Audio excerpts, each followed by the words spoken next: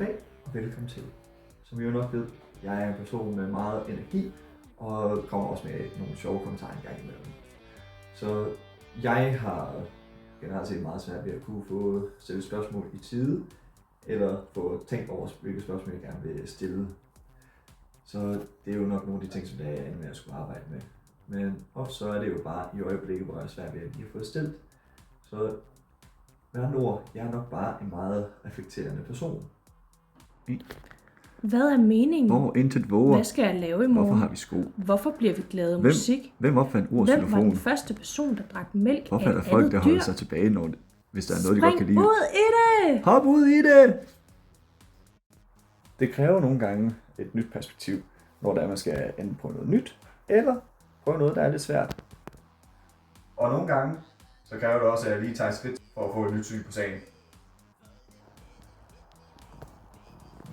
Og ja, nogle gange, så skal jeg også lige vende mig på hovedet, for at få et nyt overblik over situationen. Dog, så når det er, man arbejder med mennesker, så er det jo faktisk en ting, som der er noget vigtigere, som der man skal arbejde med. Så har jeg også en gylden regel, som der min far han lærte mig, da jeg var yngre, og som er meget vigtig. Og den gyldne regel, det er: lær, lyt og hold din kæft. Fordi det er rigtig vigtigt at kunne lytte efter, når det er, at man er ude ved en borger. Aktiv lytning. Jeg forstår ikke, hvorfor pandaer kan blive ved med at overleve. De vil hellere spise 40 kilo bambus, end at forsøge at formere sig. Altså pandaer er endda kødædere, hvilket er grunden deres skarpe tænder. Men nej, bambus bevæger sig ikke, så de skal ikke kæmpe for det.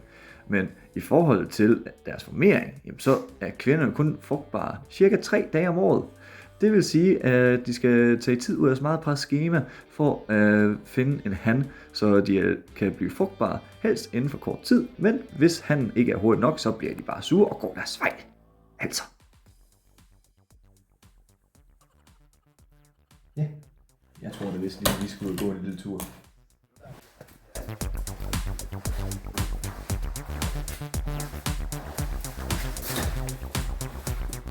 Rolling on dubs.